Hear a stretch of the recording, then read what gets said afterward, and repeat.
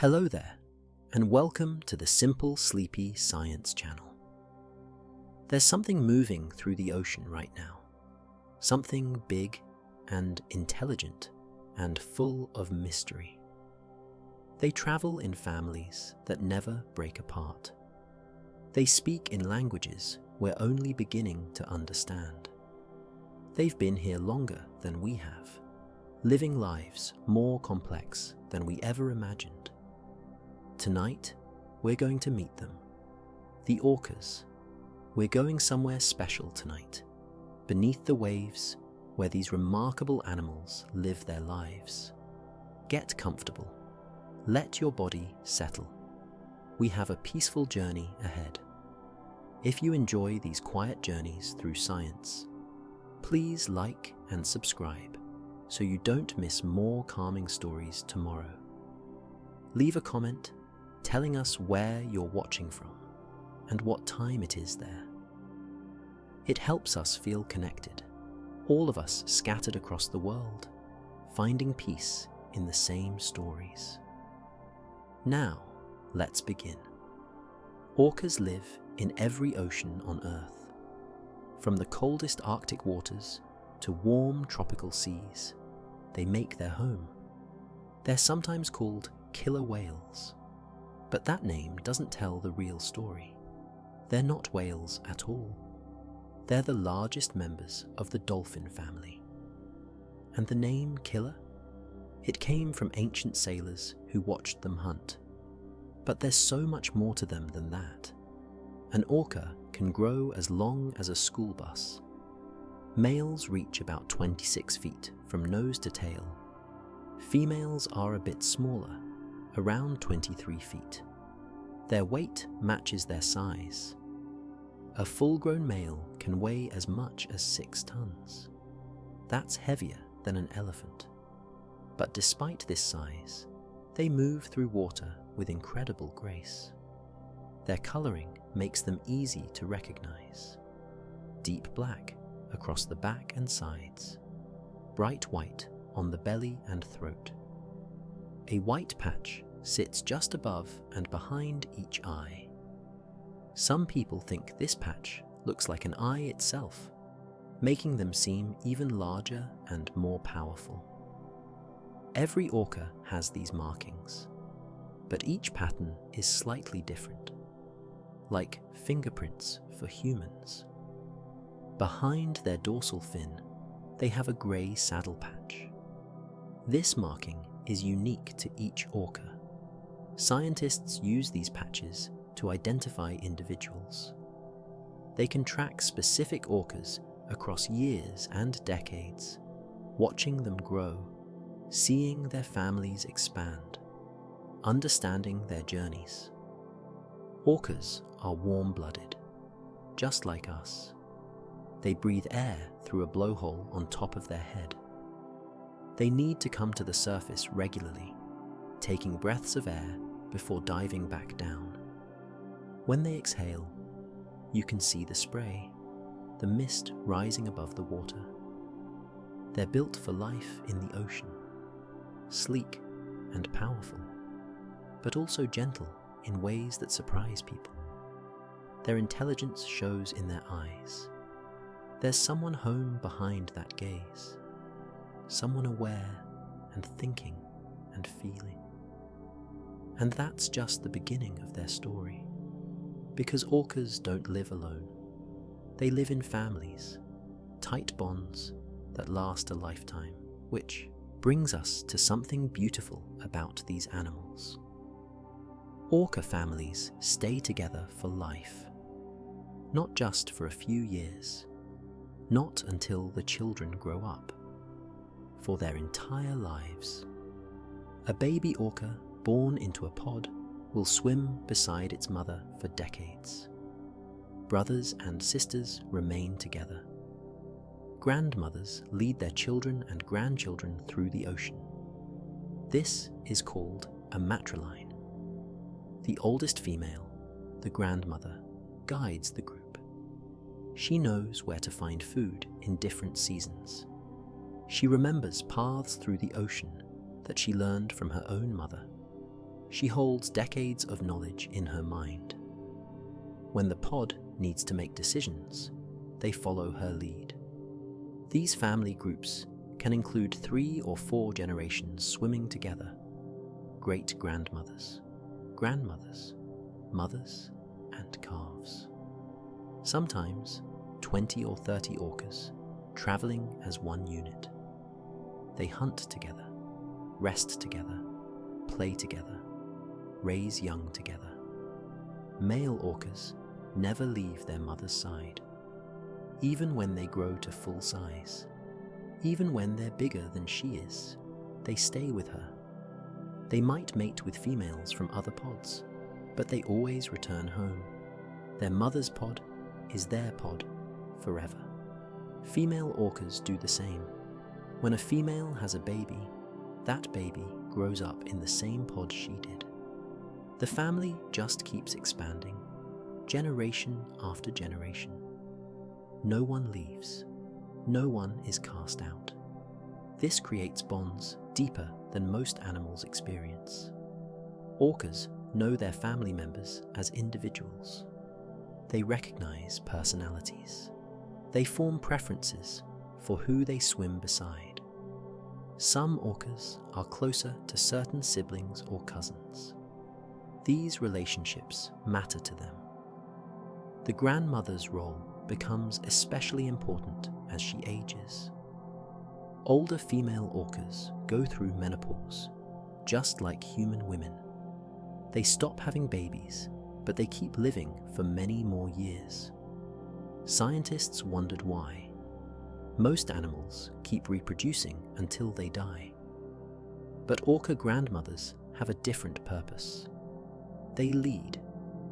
In years when food is hard to find, the grandmother's memory saves the family. She remembers the last time salmon was scarce. She knows where the pod found food back then. She guides them there. Pods with older grandmothers survive difficult times better than pods without them. This knowledge passes down through generations. A grandmother teaches her daughter. That daughter will one day teach her own daughter. Information flows through the family line like a river. Where to hunt, when to move, which areas to avoid, how to stay safe. Baby orcas learn by watching. They stay close to their mothers for the first few years. They see how she hunts. They hear how she calls. They notice which fish she prefers. Slowly, through patient observation, they absorb what it means to be part of their specific family. Because here's something remarkable. Each orca family develops its own culture. They have their own traditions, their own techniques, their own way of doing things. And much of this culture lives in how they communicate. Each family has a voice, a language all their own, the calls they make, the sounds they use to talk to each other. These sounds are unique to their family. Let's listen to how orcas speak. Orcas talk constantly, not with words like ours, but with clicks, whistles, and calls that echo through the water. These sounds travel far in the ocean. An orca's call can reach another orca miles away. Each pod has its own dialect. Scientists can listen to orca calls and tell which family is speaking. It's like how humans have accents based on where we grow up. Orcas from Norway sound different from orcas in Alaska. Even pods living in the same area have distinct calls. A baby orca isn't born knowing these sounds. It has to learn them. For the first year of life, the calf listens. It hears its mother calling. It hears aunts and grandmothers and siblings, all of them speaking in the family's unique language. The baby practices, making rough versions of the sounds. Over time, those sounds become clearer. By age 2, the calf speaks with its family's accent. This learning matters because orcas use specific calls to stay together. When the pod spreads out during a hunt, they call back and forth. Each orca knows where the others are by sound alone. In the dark ocean or murky water, these calls keep the family connected. Different calls mean different things. Some are greetings. Some signal excitement during a hunt. Others seem to be just conversation. Orcas keeping in touch as they travel. Scientists have identified distinct call types for different pods. One family might have 15 unique calls. Another might have 30. But orcas make other sounds too. Echolocation clicks help them see through sound. They send out rapid clicking noises that bounce off objects in the water. Fish, rocks, the ocean floor, other animals. The echoes paint a picture of what's around them. This sonar is so precise that orcas can tell the difference between fish species just by their echoes. Then there are pulsed calls, which sit somewhere between clicks and whistles. These seem to communicate emotion, excitement, alarm, contentment. The rhythm and pattern change based on what the orca is feeling. When orcas from different pods meet, something interesting happens. If the pods are familiar with each other, they'll call back and forth, each family using its own dialect. They seem to recognize these differences and accept them. But if the pods are strangers, they often stay silent. No calls, just watching each other pass. Mothers teaching their young to speak is one of the most tender things about orcas. You can hear the baby trying to match its mother's call, getting it wrong, trying again. The mother patient, calling repeatedly so the baby can practice. This teaching takes months, but eventually the young orca masters the family language. Some calls stay the same for generations. A pod's core vocabulary remains stable across decades. Grandmothers make the same calls their own grandmothers made. It's cultural transmission, knowledge preserved through sound. All this communication reveals something profound. Orcas have complex social lives that require complex language. They need to coordinate hunts, maintain relationships, share information about where food might be, and their big brains make all of this possible. The orca brain weighs about 15 pounds. That's 4 times heavier than a human brain. Only sperm whales and elephants have larger brains on Earth. But size alone doesn't tell the whole story. It's what's inside that matters. Orcas have a highly developed limbic system. This is the part of the brain that processes emotions. In orcas, this system is more complex than in humans. They have an extra lobe we don't have, sitting right in the emotional center. Scientists call it the paralimbic system. What it does exactly, we're still learning, but it suggests orcas feel things deeply, perhaps more deeply than we can imagine. Their neocortex is also highly folded. The neocortex handles thinking, reasoning, and conscious thought. More folds mean more surface area for processing information. Orca brains have more folding than human brains. They can hold more information, make more connections, process more complex thoughts. This intelligence shows in how they solve problems. Orcas in captivity have figured out how to manipulate their trainers into giving extra fish. They'll fake injuries or pretend to perform tricks badly until they get what they want. They understand cause and effect.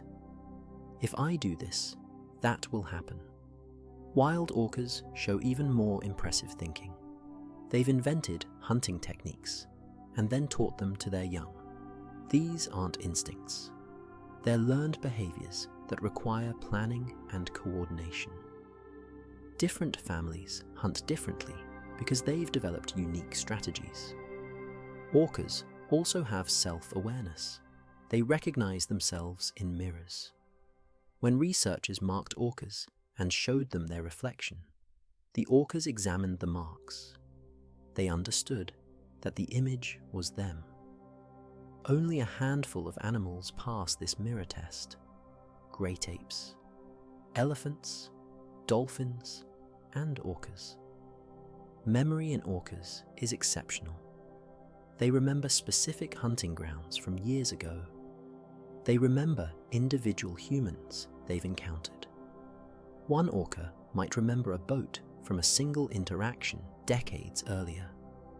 This memory combines with their long lives to create massive stores of knowledge. They understand abstract concepts too. Orcas can categorize things. This is food. This is not food. This is family. This is stranger. This is safe. This is dangerous. They make judgments based on past experience and apply that knowledge to new situations. Play behavior reveals intelligence as well. Young orcas invent games they'll toss kelp back and forth like a ball. They'll chase each other in patterns that have no survival purpose, just joy. Play requires imagination. It requires the mental space to do something just for fun. Orcas also show teaching behavior beyond basic communication. Mothers demonstrate hunting techniques to their calves, then watch as the young ones practice. If the calf does something wrong, the mother corrects them. This is pedagogy, deliberate instruction. Perhaps most striking is their capacity for innovation. Orcas in different regions have developed completely different cultures. They eat different foods. They hunt in different ways. They have different social rules. This kind of cultural diversity requires intelligence. Each generation must learn from the last while also adapting to new challenges. With brains this powerful and emotions this complex, orcas need to use their intelligence for something. And one of the most impressive displays of that intelligence is how they hunt. Orcas hunt like a team that's practiced together for years. Because they have. Each member knows their role. They coordinate without confusion. It's strategy in motion. In Norway, orcas hunt herring using a technique called carousel feeding. The pod finds a school of fish and begins swimming in circles around them. Tighter and tighter circles. The herring bunch together in a ball, thousands of fish packed close. Then the orcas take turns. One orca swims toward the ball and slaps it hard with its tail. The force stuns dozens of fish at once. While those fish float helpless, the orca eats them. Then another orca takes a turn. They keep rotating until the school is gone. In Antarctica, orcas hunt seals resting on ice floes. A seal sits on a small piece of floating ice, thinking it's safe. The orcas spy hop, poking their heads above water to look. They see the seal. They see the ice. Then they dive. Swimming together, they create a wave. They surface simultaneously near the ice. And the wave they make washes over the floe. The seal slides off into the water. The hunt is over in seconds. This wave-washing technique requires perfect timing. If one orca surfaces too early or too late, the wave doesn't form right. they have to understand physics, water displacement, wave height. They have to communicate to coordinate. And they do this with seals they've never seen before, adapting the technique to different ice sizes.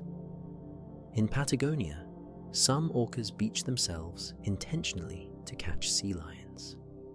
They swim at full speed toward the shore and slide partly onto the beach where sea lions gather. They grab a sea lion and then wiggle back into the water. This is incredibly dangerous. If they get stuck on land, they could die, but they've mastered the skill. Mothers teach it to their calves in shallow water first, practicing the slide without hunting.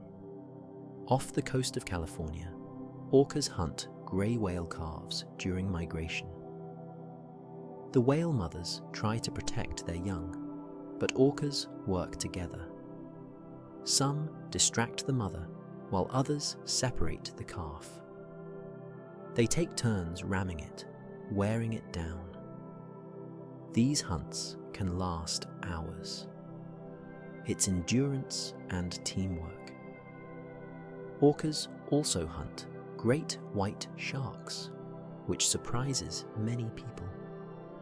Sharks are apex predators, but orcas have figured out their weakness.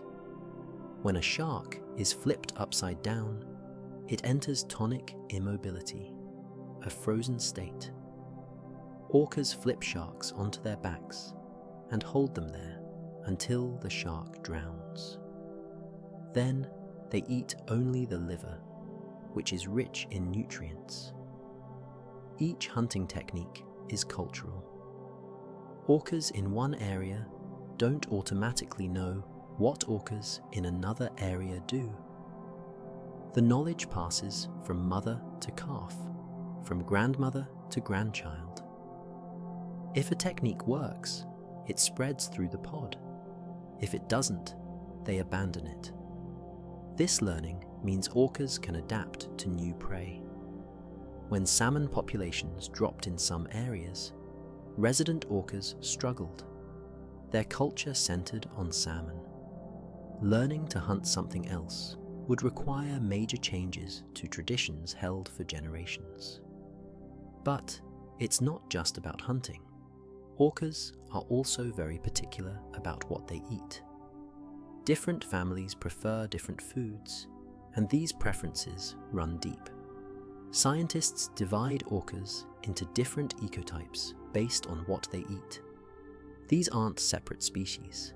They're the same animal living different lifestyles. And diet defines almost everything about how they live. Resident orcas eat only fish, mostly salmon. They follow salmon runs along the coast, moving with the seasons. These orcas live in large stable pods, sometimes 50 or more members. They're vocal, calling constantly to coordinate and stay together. Their teeth show wear from crushing fish bones year after year. Transient orcas, also called Biggs orcas, eat marine mammals, seals, sea lions, porpoises, sometimes even other whale species. They travel in smaller groups, usually 2 to 6 individuals. They hunt quietly because their prey has good hearing. If a seal hears orcas calling, it flees. So, transients stay silent until the moment of attack. Offshore orcas prefer sharks and large fish. They roam the open ocean in groups of 20 to 75. Their teeth are worn down more than any other type, ground smooth from eating rough shark skin. They're the least studied archetype because they spend so much time far from shore. Within these broad categories, individual pods develop specific preferences. One resident pod might prefer Chinook salmon above all others. Even when other salmon species are plentiful, they'll search for Chinook. Another pod might eat whatever salmon is most abundant. These preferences become tradition. The same happens with transient orcas. Some specialize in harbor seals. Others target sea lions. A few have learned to hunt grey whale calves, but not all transient pods do this. The knowledge exists in some families, but not others. This pickiness matters because it means different orca populations need different things to survive. Resident orcas depend on healthy salmon runs. If pollution or dams or overfishing hurt salmon populations, resident orcas struggle.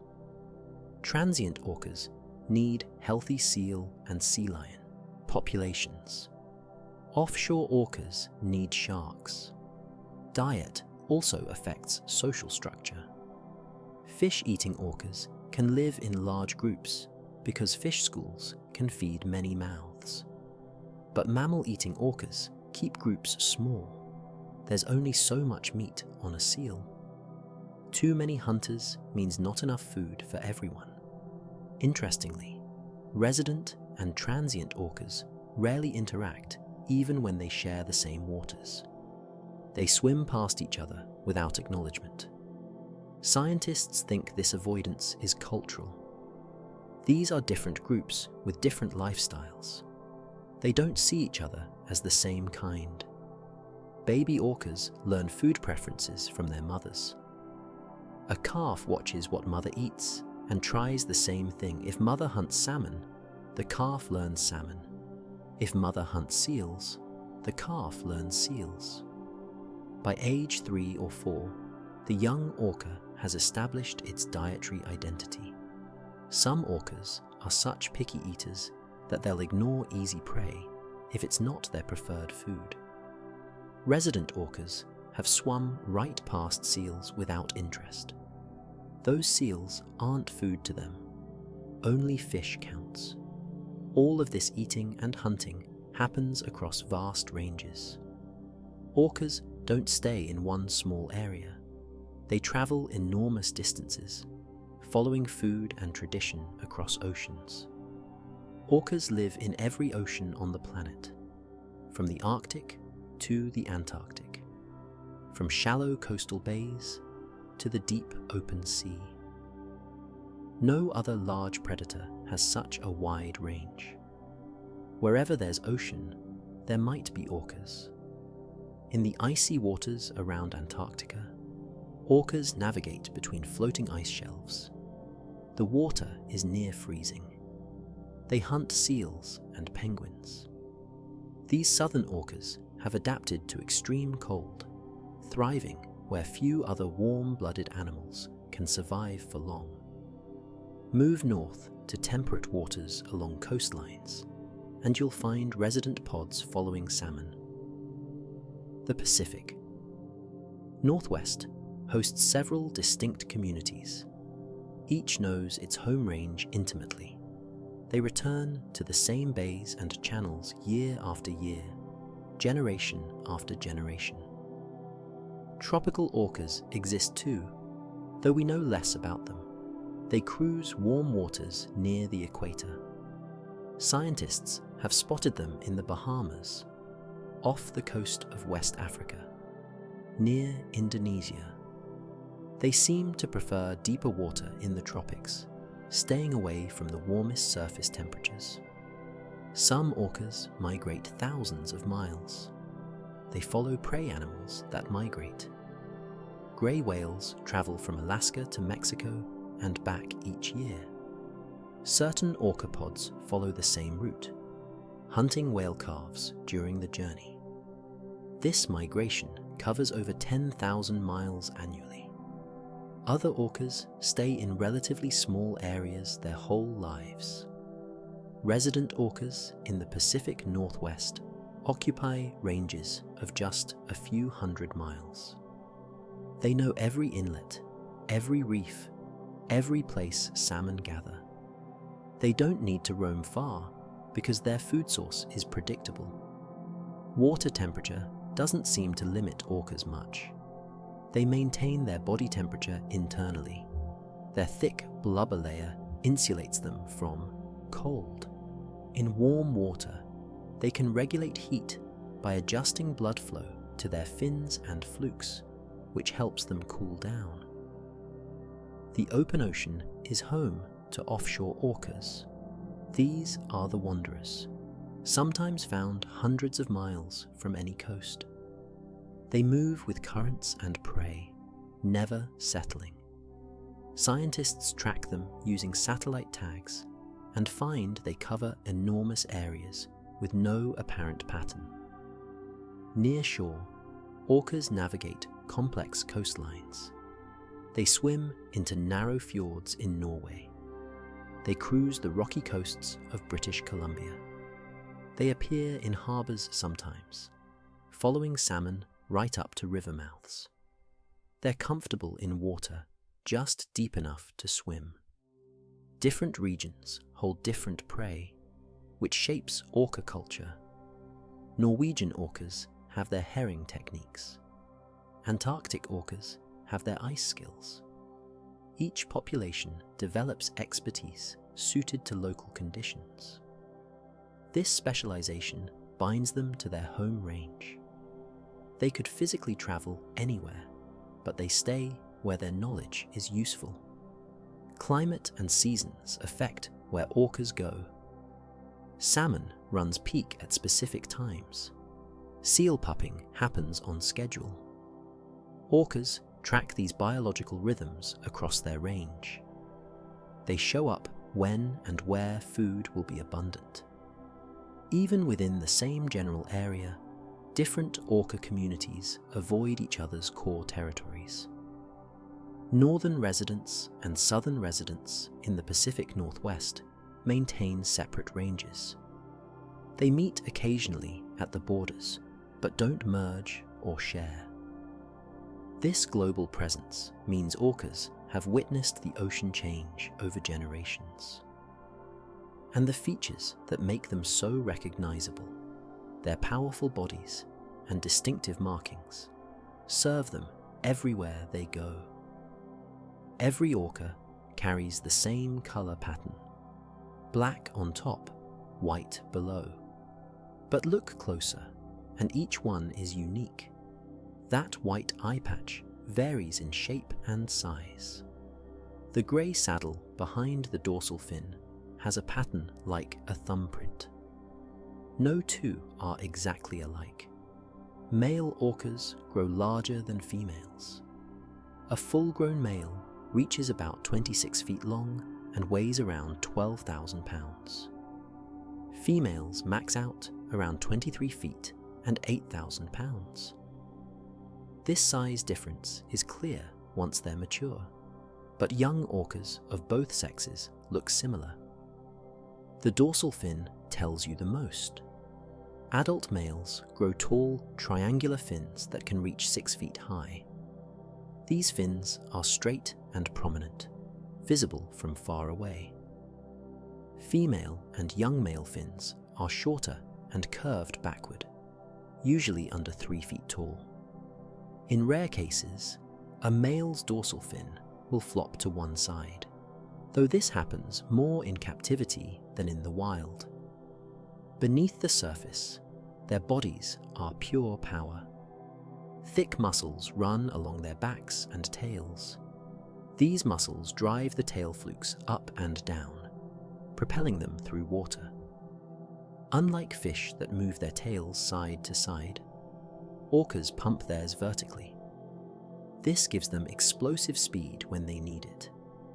Their flippers are paddle-shaped and large. Males have bigger flippers than females. These help with steering and stopping. The flippers also help regulate body temperature. When an orca needs to cool down, blood flows to the flippers, releasing heat into the water. Under their skin sits a layer of blubber several inches thick. This fat insulates them from cold water. It also stores energy for times when food is scarce. The blubber shapes their streamlined form, smoothing out the body into one sleek curve from head to tail. Their tail flukes span up to 8 feet across. The rear edge often shows nicks and scars from a lifetime in the ocean. These marks help identify individuals. Scientists photograph flukes and dorsal fins to track specific orcas over years. Orca skin feels smooth and rubbery. It's about 15 times thicker than human skin. They shed and regrow skin constantly. In areas where they rub against things, the skin grows even thicker to protect them. Their eyes sit low on the sides of their head, just below and behind the white eye patches.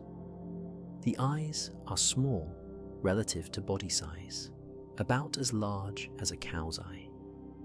But they see well both in water and in air when they surface. Their mouths hold 40 to 56 interlocking teeth. Each tooth is about 3 inches long, conical and sharp. These teeth don't chew. They grab and tear. Orcas swallow their food whole or in large chunks.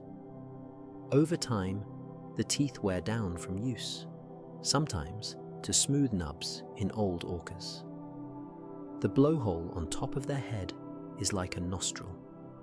A muscular flap keeps it sealed underwater. When they surface, the flap opens and they exhale forcefully, creating that distinctive spray. Then they inhale quickly before diving again. This body, perfectly designed for ocean life, moves through water with surprising grace. Speed and agility come naturally to them. Orcas can swim up to 35 miles per hour in short bursts. That's fast enough to catch almost any prey in the ocean. But they don't swim at top speed constantly. Most of the time, they cruise at a relaxed pace of about 6 to 8 miles per hour, conserving energy. Their swimming style is efficient. The tail pumps up and down in steady rhythm. The body undulates slightly, creating forward momentum with minimal effort. They can maintain this pace for hours, covering 50 to 100 miles in a day without strain. When they need speed, everything changes. The tail pumps harder. The body becomes a torpedo. They accelerate rapidly, closing distance on prey in seconds. This burst swimming uses enormous energy, so they save it for hunting or escaping danger. Orcas are also incredibly agile for their size. They can turn sharply at high speed. They can stop suddenly by spreading their flippers wide. They can swim backward briefly, something few marine mammals can do. This maneuverability helps during hunts when prey tries to escape. They dive deep too. Most hunting dives stay in the top 100 feet of water where light penetrates. But orcas can go much deeper when needed. They've been recorded at depths over 800 feet. Some scientists think they might dive even deeper in certain situations, though we rarely observe them in the deep ocean. A typical dive lasts 3 to 7 minutes. They surface, breathe several times rapidly, then dive again.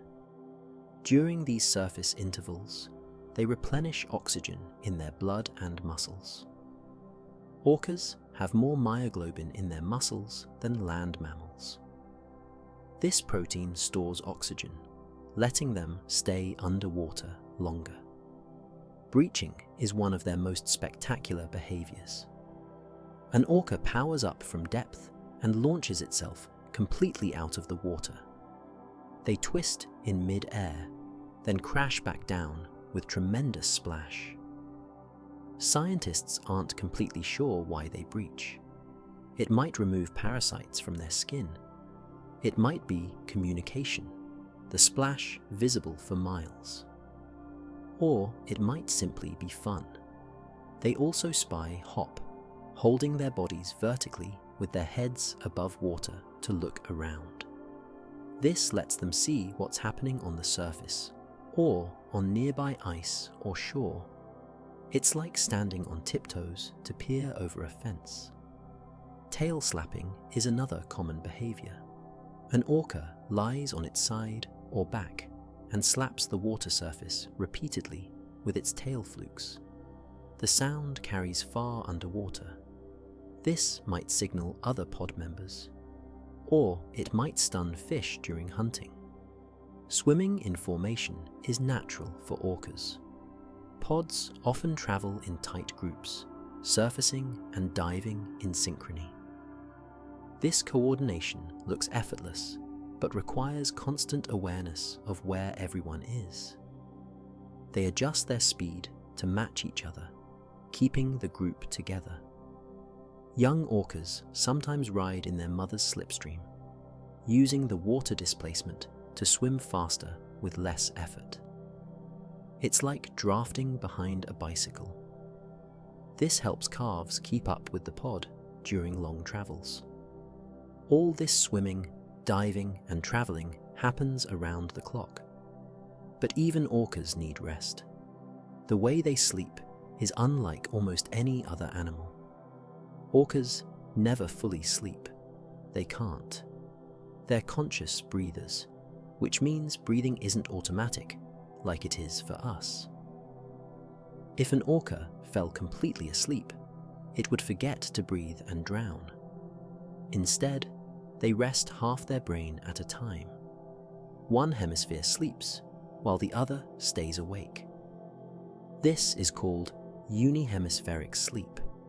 The awake half controls breathing and keeps the orca moving slowly through the water. After a while, the sides switch.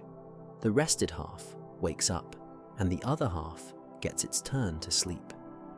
You can tell when an orca is resting because it swims very slowly in a straight line near the surface. The pod moves together, matching pace. They look relaxed, less playful than when they're fully alert. One eye may appear closed, while the other stays open, though this isn't always obvious. During rest periods, orcas still surface regularly to breathe. The awake hemisphere handles this automatically. They rise to the surface, breathe, and sink back down into a gentle glide. The rhythm becomes almost meditative. Up, breathe, down, up, breathe, down, breathe. These rest periods usually happen at night, though orcas can rest during the day too if they've been very active. They don't need as much sleep as humans do. A few hours of this half-brain rest seems enough to keep them functioning. The pod stays together during rest. This makes sense for protection. If a predator approached, though orcas have few natural threats, the awake hemispheres would notice.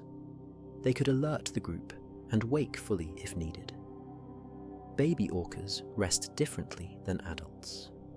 In the first month of life, calves don't sleep much at all.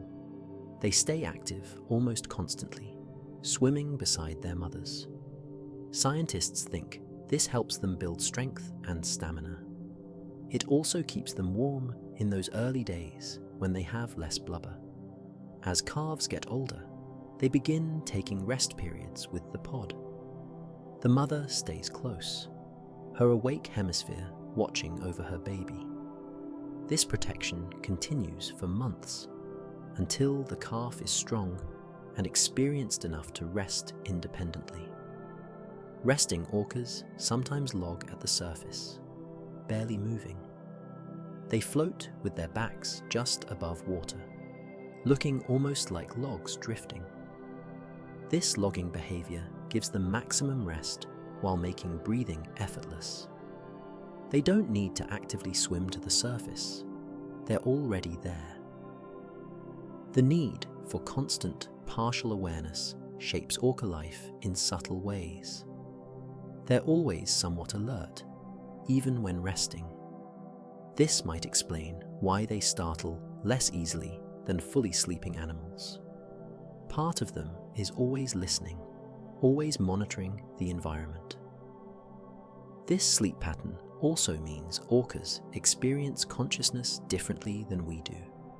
They never fully disconnect from the world around them. There's always awareness, always some level of vigilance. What does that feel like, to never truly switch off?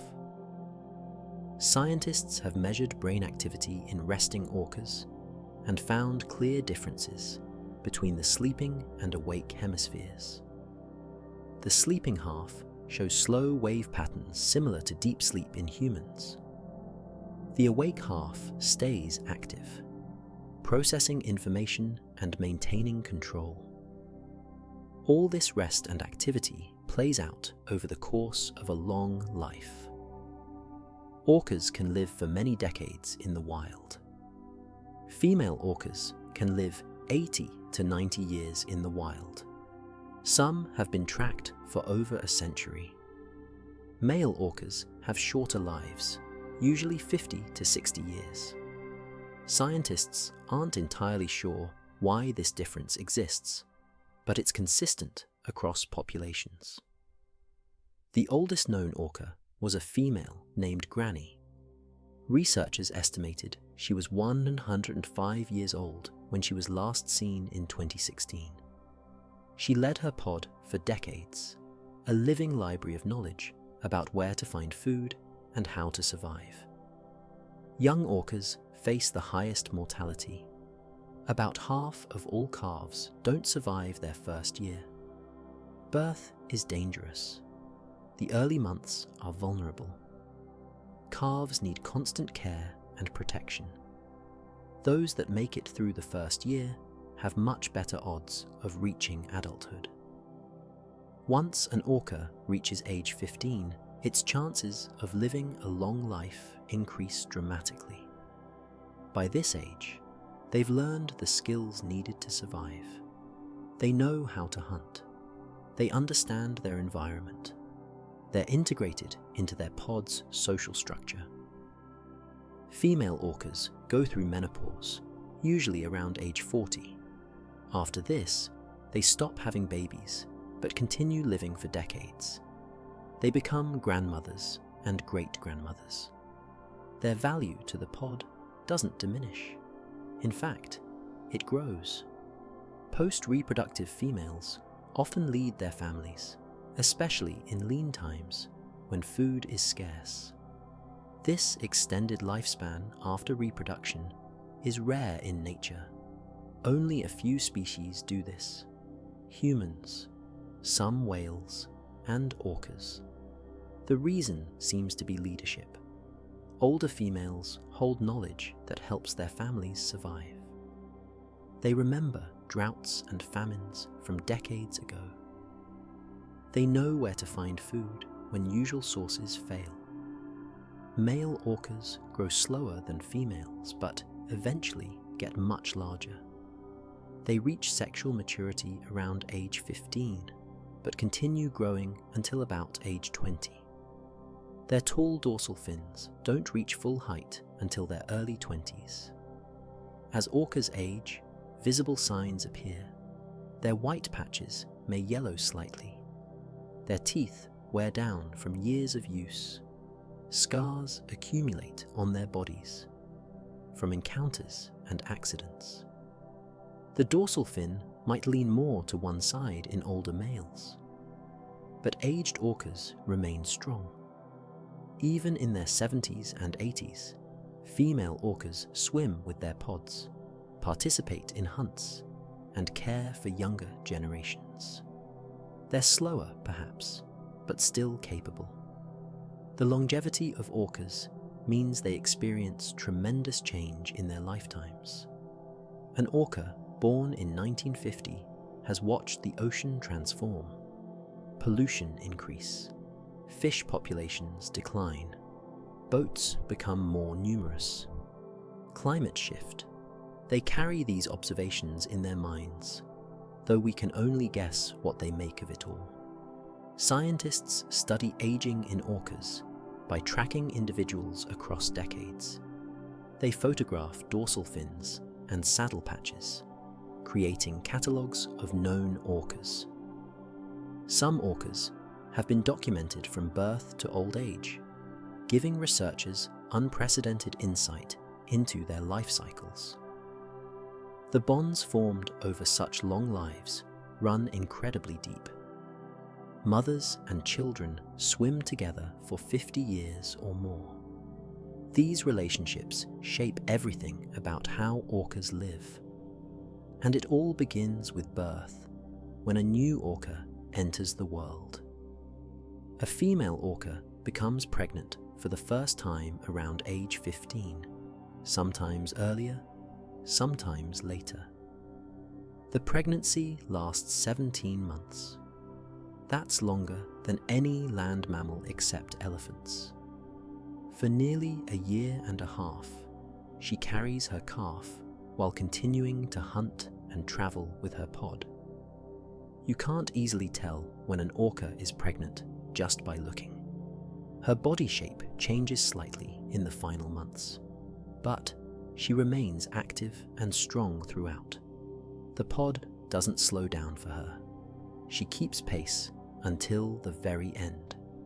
Birth happens in the water, usually in summer when food is abundant. The mother separates slightly from the pod, but stays close enough for protection. Other females, often her own mother or older sisters, stay nearby. They form a loose circle around her, offering support. The calf emerges tail first. This prevents drowning during the birth process. As soon as the calf is fully out, the mother guides it to the surface for its first breath. This moment is critical. The calf needs to breathe within seconds. The mother uses her body to push the baby upward if needed. A newborn calf is about 8 feet long and weighs around 400 pounds. Its dorsal fin is floppy, not yet rigid. The fin firms up in the first few days and weeks. The calf's colours are slightly more muted than an adult's. The white patches tinge with orange or yellow that fades over time. Within an hour of birth, the calf begins nursing. Orca mothers don't have protruding nipples. Instead, the mammary slits are on the underside of the body. The calf bumps and nudges until it finds the right spot. Then, the mother squirts milk directly into its mouth. The milk is extremely rich, much fattier than cow's milk, or even human milk. This helps the calf build blubber quickly. The calf stays right beside its mother constantly in those first days. It swims in her slipstream, conserving energy. When she surfaces to breathe, it surfaces. When she dives, it dives. They move as one unit. Other pod members show intense interest in the new calf. They swim close to investigate. They're gentle and careful, never rough. Older siblings seem especially curious, watching their new brother or sister learn to swim and breathe and exist. The mother is exhausted after birth, but she has no time to rest. She must keep the calf moving, keep it breathing, keep it nursing. For the first month, neither mother nor calf sleeps much. They're in constant motion. During this time, the pod adjusts its behavior. They travel shorter distances each day. They hunt in areas where the water is calmer. Everyone seems to understand that the new calf needs accommodation.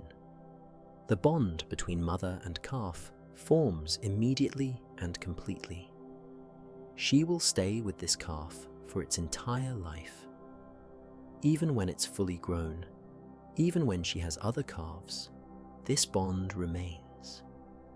She'll swim beside her children for decades, and they'll stay beside her. But first, the calf has to grow strong. It has to learn everything an orca needs to know. For the first 6 months, the calf nurses exclusively. It drinks gallons of milk each day, gaining weight rapidly. The mother's body provides everything it needs. During this time, the calf rarely strays more than a body length from her side. Around 6 months, the calf starts showing interest in solid food. It watches when the pod hunts. It sees fish being caught and eaten. The mother will sometimes offer the calf a small piece of fish.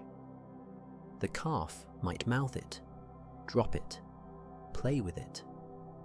Learning to eat takes time. By age 1, the calf is nursing less and eating fish more, but it still depends on mother's milk for another year or more. Some calves nurse until age 2. This extended nursing period gives them time to develop hunting skills slowly, without pressure. Young orcas learn by watching and copying. A calf sees how mother positions herself during a hunt. It notices which fish she targets. It observes how she uses echolocation to find prey in murky water. Then it tries these techniques itself, usually with comical results at first. The pod is patient with young learners.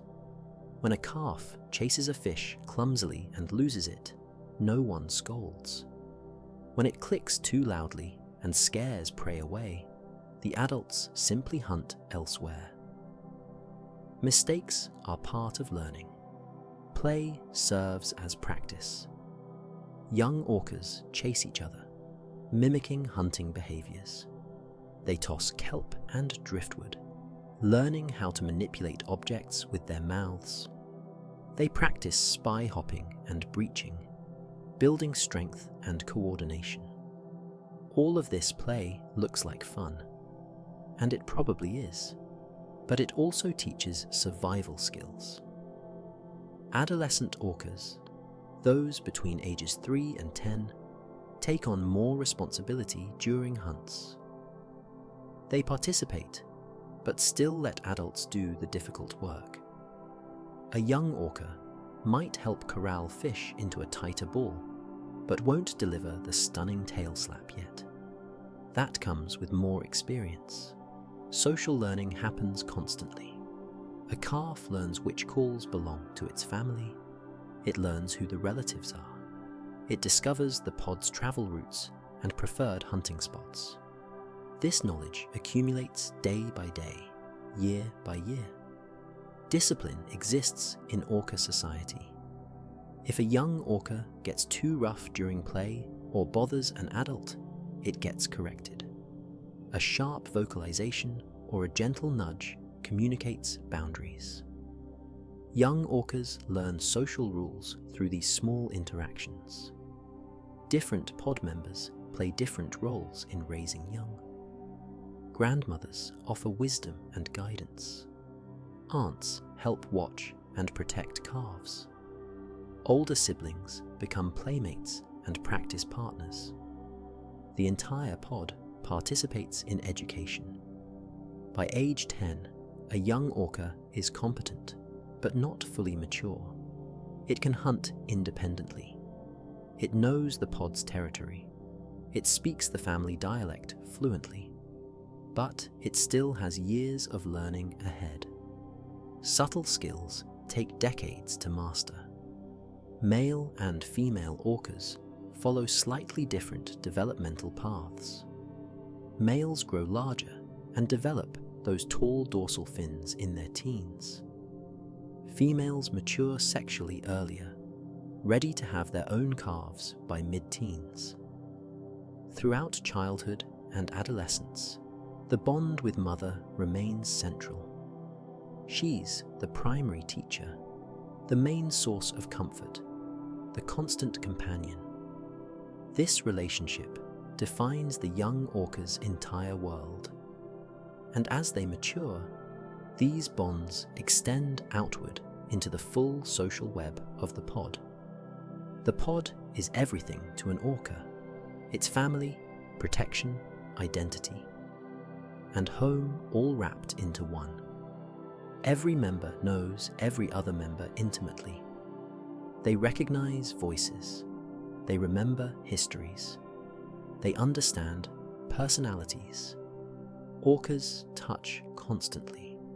They swim close together, bodies rubbing gently.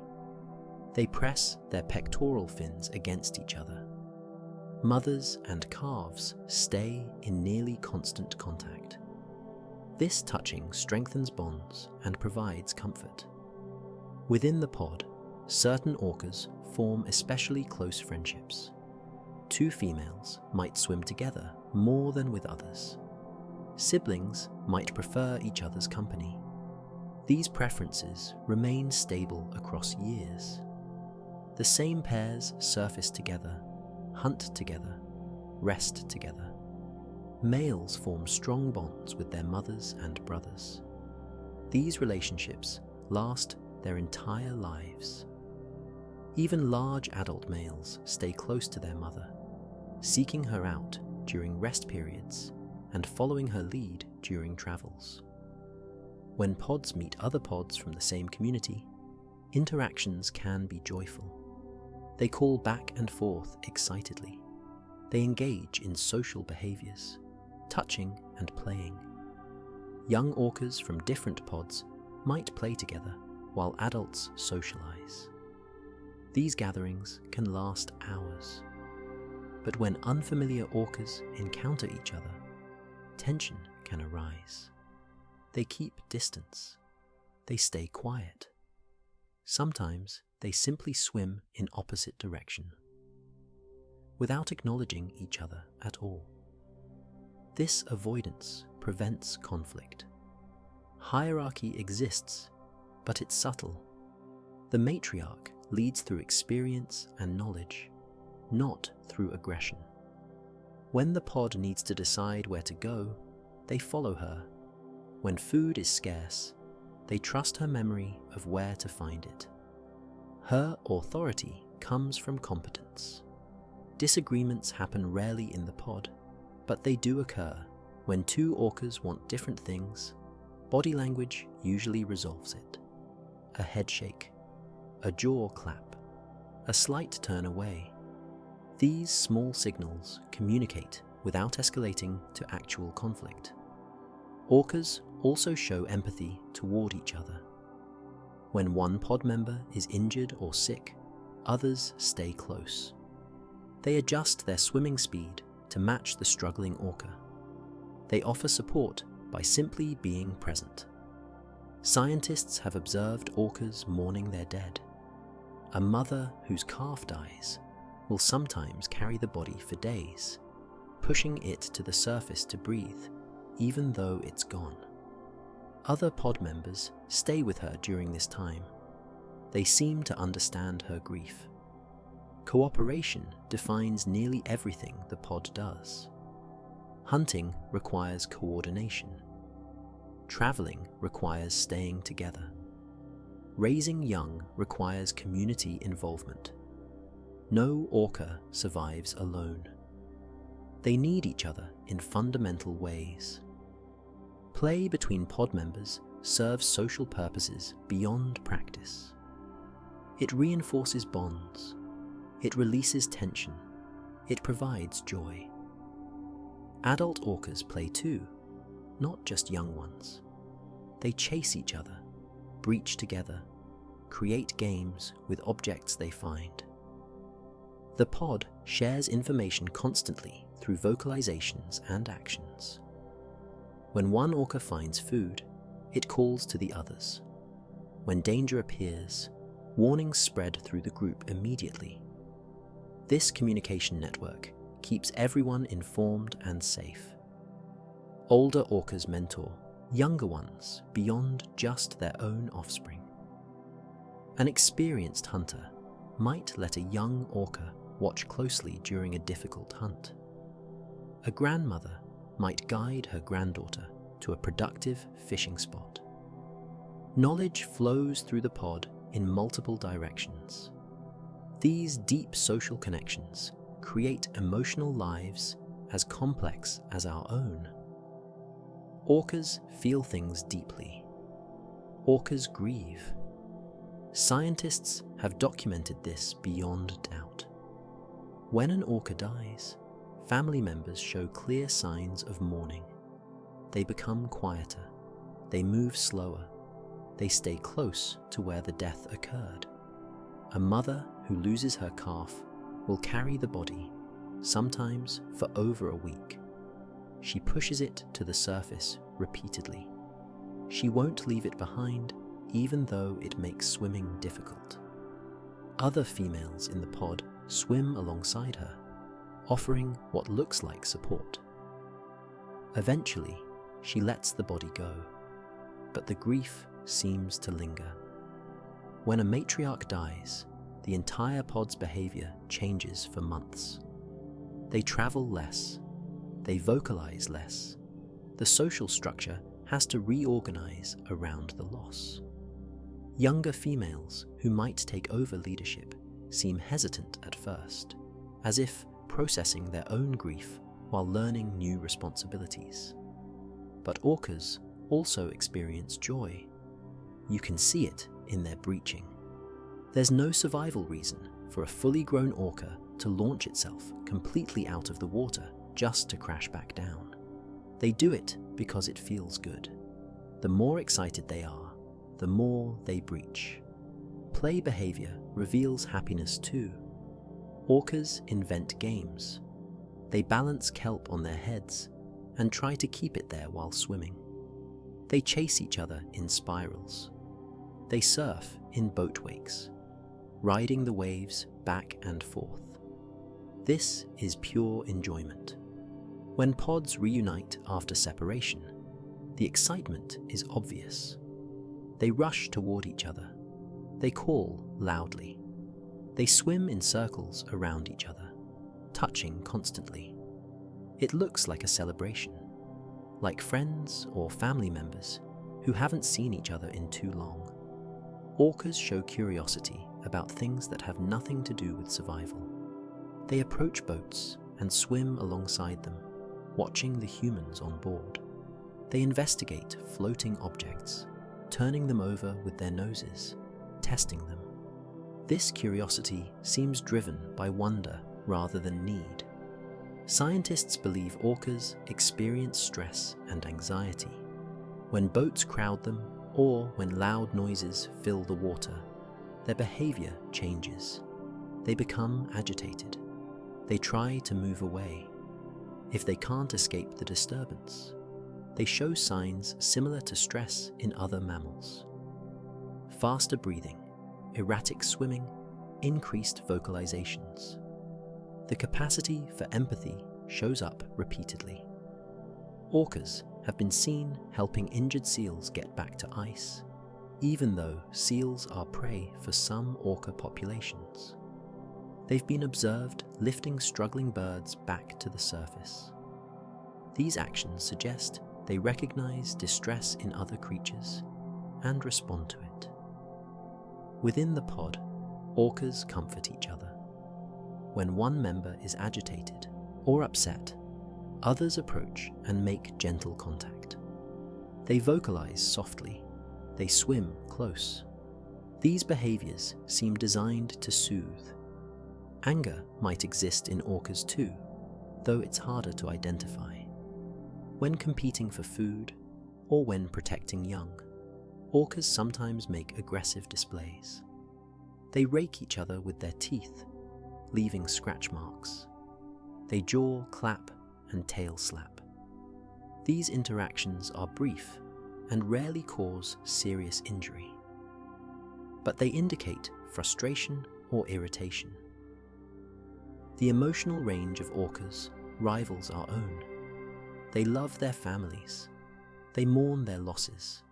They find joy in simple pleasures. And all of this emotional depth shows most clearly in how they play. Orcas play throughout their entire lives. It's not just young ones. Adults breach and chase each other with the same enthusiasm as calves.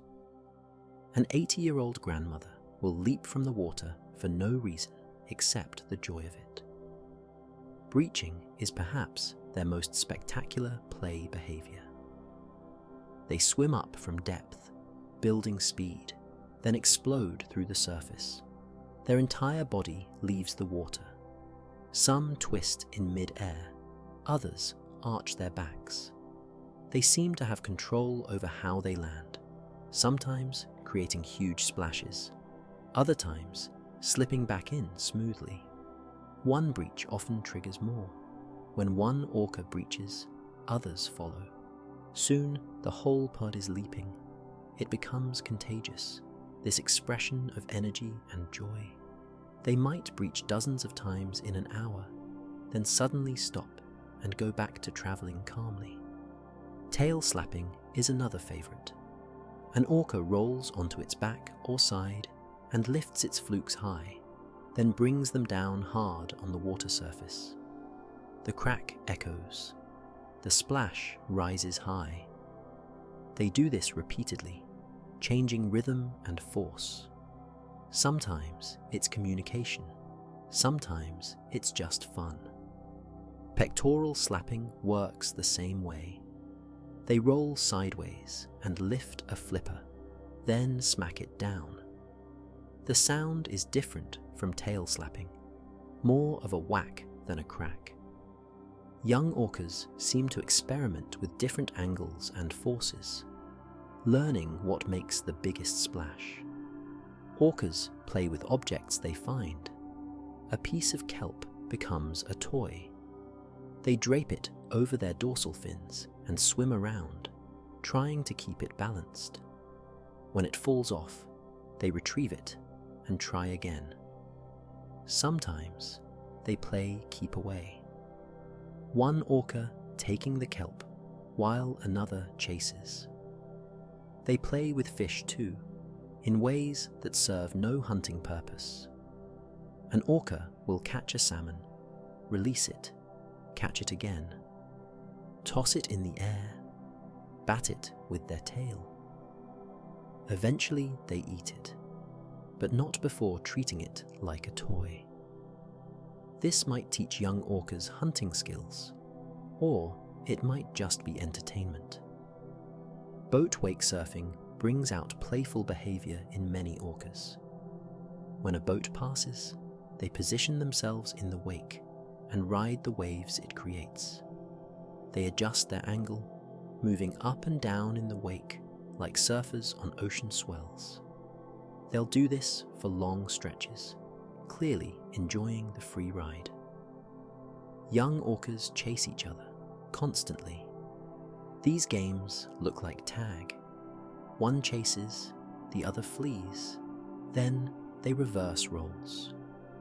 They weave through the pod, around adults who ignore the commotion. They practice speeds and turns, building skills while having fun. Bubble play happens often. An orca releases air underwater and watches the bubbles rise. They create bubble rings by exhaling in specific ways, then swim through the rings they've made. This requires precision and seems to serve no purpose beyond amusement. Some populations play with ice. In Antarctica, orcas push ice chunks around with their noses. They create waves to rock ice flows. They seem to experiment with how ice behaves in water, investigating its properties through play.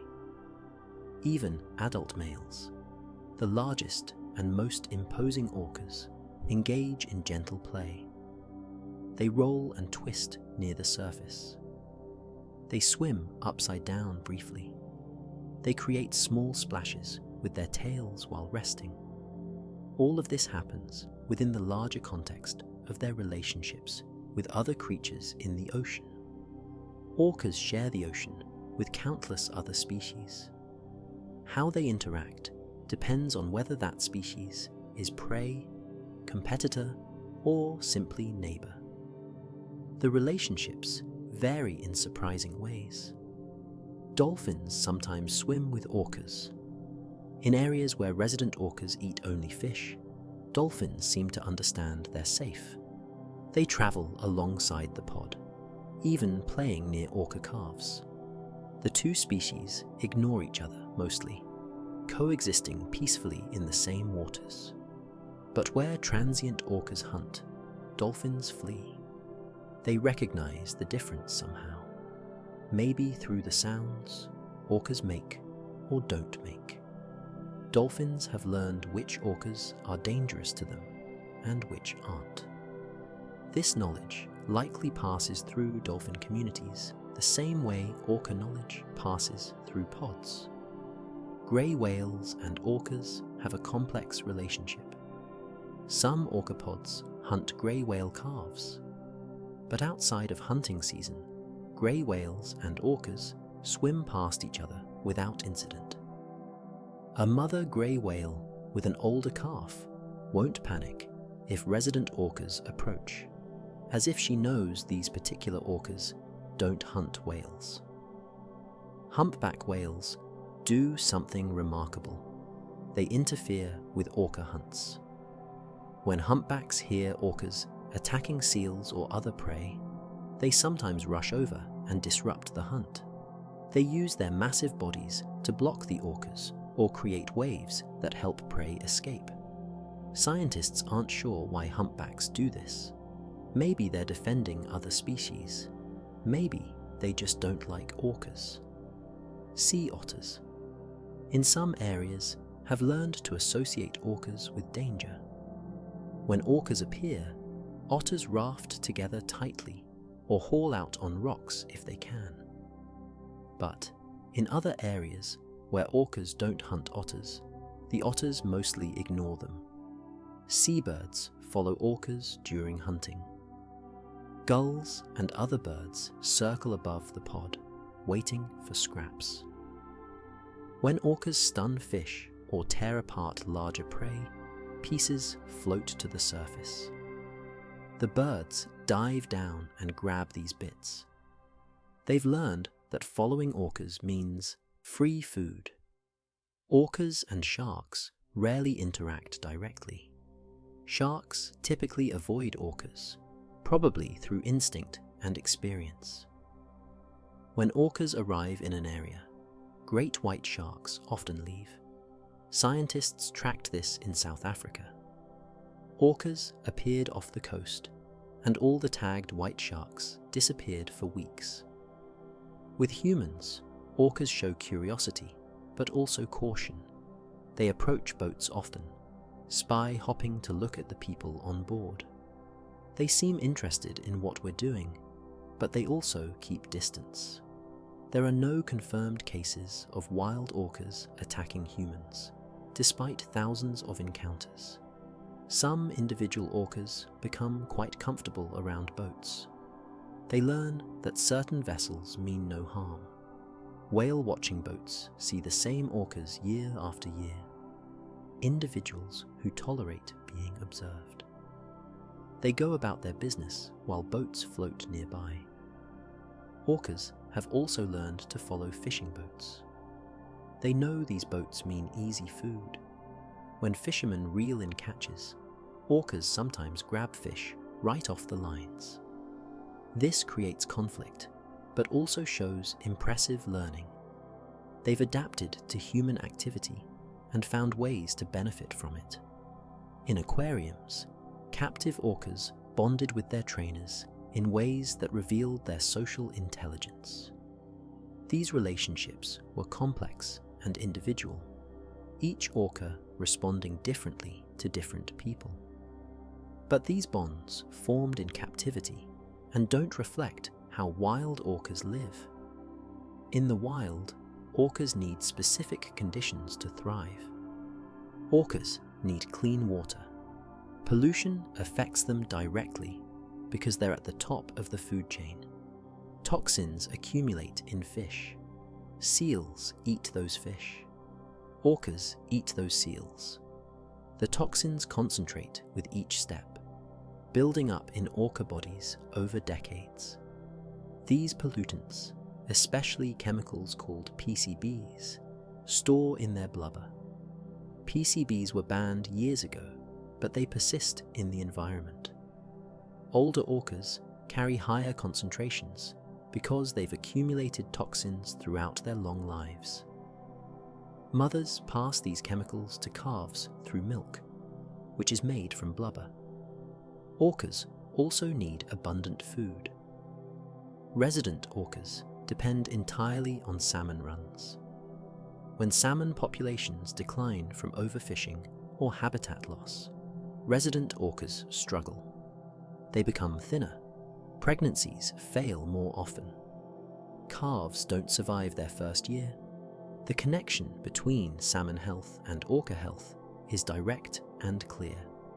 Transient orcas need healthy populations of seals and sea lions. If those populations drop, transients have fewer hunting options. Some can switch to different prey, but others are too specialized. They know how to hunt specific animals, and changing that knowledge takes time. Quiet matters too. Orcas live in a world of sound. They communicate through calls. They hunt using echolocation. But human noise fills the ocean now. Ship engines, sonar, underwater construction, all of it creates a constant background roar. This noise makes it harder for orcas to hear each other. They have to call, louder to be heard over engine sounds. Echolocation becomes less effective in noisy water. They might miss prey they would normally find easily. The stress of constant noise affects their behavior and health. Boat traffic creates other problems. Too many boats disturb hunting and resting. Orcas spend more energy avoiding vessels. They change their travel routes. They leave areas they traditionally used because the disturbance is too great. This is especially hard on resident pods that have small home ranges. Orcas need space to roam. Populations that migrate need clear paths between feeding grounds. Coastal populations need access to bays and inlets where prey gathers.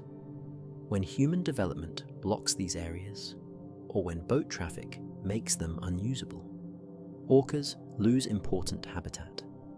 The ocean's temperature is rising. This affects fish populations, which affects orcas. Salmon are moving to different areas, following cooler water. Orcas must follow or change their diet. For populations with strong cultural preferences for specific prey, this creates real challenges. Oil spills devastate orca habitat. Oil coats their skin. It contaminates their food. It poisons the water they breathe at the surface. Orcas in areas affected by spills show health problems for years afterward. Despite these challenges, orcas are adaptable. They've survived ice ages and warm periods. They've watched coastlines change. They've dealt with volcanic eruptions and natural disasters. Their intelligence and social structures help them respond to change. But the speed of current changes tests even their adaptability. In a single orca's lifetime, the ocean has transformed more than in the previous 1,000 years. They're coping, but some populations struggle more than others. The orcas that thrive are those in areas where humans have worked to protect habitat and reduce disturbance. Which brings us to the challenges they face and the efforts to help them. Some orca populations are doing well. Others face serious threats. The difference often comes down to food supply and human impact in their habitat. Southern resident orcas in the Pacific Northwest number only around 75 individuals. This population has declined over decades. Their primary food, Chinook salmon, has become scarce. Dams block salmon from reaching spawning grounds. Overfishing reduces populations. These orcas don't have enough to eat during critical times of year. When food is scarce, female orcas struggle to maintain pregnancy. Their bodies absorb nutrients from developing fetuses to survive. Most pregnancies in this population fail. The few calves born often don't survive their first year. The population can't grow when reproduction fails. But people are working to help. Dams are being removed in some rivers, opening salmon habitat. Fishing restrictions protect Chinook during key months. Boat restrictions reduce disturbance in areas where orcas hunt. These changes take time to show results, but they're happening. In other parts of the world, orca populations remain stable or even healthy. Norwegian orcas have abundant herring. Antarctic orcas have vast, relatively undisturbed habitat. These populations show us what orcas can be when conditions are right: strong, numerous, thriving. Scientists track individual orcas to understand population health. They photograph dorsal fins and identify every known orca in some populations. This long-term monitoring shows which families are struggling and which are doing well. The data guides conservation decisions. Reducing ocean noise helps. Quieter ship engines exist now. Shipping lanes can be moved away from critical orca habitat. Speed limits near orcas reduce both noise and collision risk. Some areas have implemented these changes and seen orcas return. Cleaning up pollution matters too. Stopping new pollutants from entering the ocean prevents future accumulation. The chemicals already in the system will take decades to clear, but preventing more damage is crucial. Protecting salmon and other prey species directly helps orcas. When we restore rivers, limit fishing pressure, and protect spawning habitat, we're also protecting orcas. The same actions that help salmon help the orcas that depend on them. Some organizations work specifically on orca conservation. They fund research, advocate for protection policies, and educate the public. Small actions add up. Enough people caring creates the political will for larger changes. Hope exists in the successes we've seen. Populations that were struggling have stabilized when we addressed the problems they faced. Habitat restoration works. Fishing limits work. Noise reduction works. We know what helps. Now, it's about implementing those solutions broadly. Young people especially are passionate about protecting orcas. The next generation seems to understand that we share the ocean with these remarkable animals. They deserve space to live as they have for millions of years. The challenges are real, but not insurmountable. Orcas are resilient. They're intelligent enough to adapt to many changes. If we give them clean water, abundant food, and space to live, they'll thrive. Many populations already do. Every orca matters because populations are small. Losing even one orca affects the whole pod, but saving one matters too. Each orca carries knowledge. Each one contributes to their family's survival. Each one is irreplaceable to those who know them. And there's so much still to learn about these animals. Every study reveals new wonders.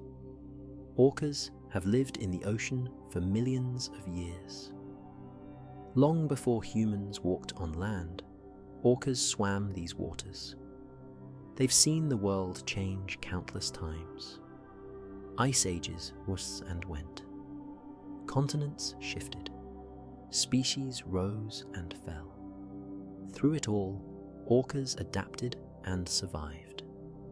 They're found in indigenous stories across the world. Coastal peoples who lived alongside orcas developed deep respect for them. Some cultures saw orcas as protectors. Others saw them as relatives, beings with souls and wisdom. These traditional stories recognized what science is only now confirming. Orcas are extraordinary. What makes them special isn't just their size or strength. It's the combination of everything. Intelligence that rivals our own. Emotions as complex as ours. Social bonds that last lifetimes. Cultures passed down through generations. They have language, family, tradition, and memory. They show us that we're not the only species with rich inner lives. They prove that complex thought and deep feeling exist beyond humans. They remind us that consciousness takes many forms. An orca experiences the world differently than we do, but no less profoundly.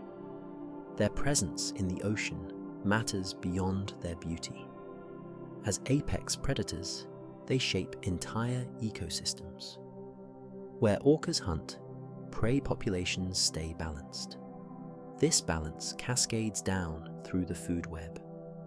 Healthy orca populations often indicate healthy oceans. They teach their young with patience. They care for their elderly with devotion. They mourn their dead with genuine grief. They play with pure joy. In all these ways, they mirror the best parts of humanity while remaining entirely themselves. When you see an orca breach, when you watch that massive body launch itself into the air, you're witnessing millions of years of evolution. Every muscle, every sense, every behavior refined across countless generations. They're masterpieces of adaptation. But they're also vulnerable. Despite their power, despite their intelligence, they depend on us now. The ocean is changing fast. Only human choices can protect the habitat they need. Only we can reduce the noise, clean the water, restore the fish. The responsibility falls to us. Yet, there's beauty in this too. We can choose to share the ocean respectfully. We can make space for orcas to live as they have for eons. We can witness their lives without disrupting them. Every small action toward ocean health helps. As you drift off tonight, imagine orcas swimming through dark water. Picture families staying close. Hear their calls echoing through the deep. They're out there right now, living their complex lives beneath the waves. The same moon that shines on you shines on them. We share this planet with beings of remarkable depth and beauty. Orcas remind us of this. They invite us to be better stewards of the world we all inhabit. If these quiet journeys through science bring you calm, please like and subscribe to join our community of curious minds seeking peaceful rest. We'll be here tomorrow with another story to help you drift off. Leave a comment about what amazed you most about orcas, or simply tell us you were here. May your dreams tonight be as peaceful as orcas gliding through calm seas. Rest well, knowing the ocean holds such wonder. Good night.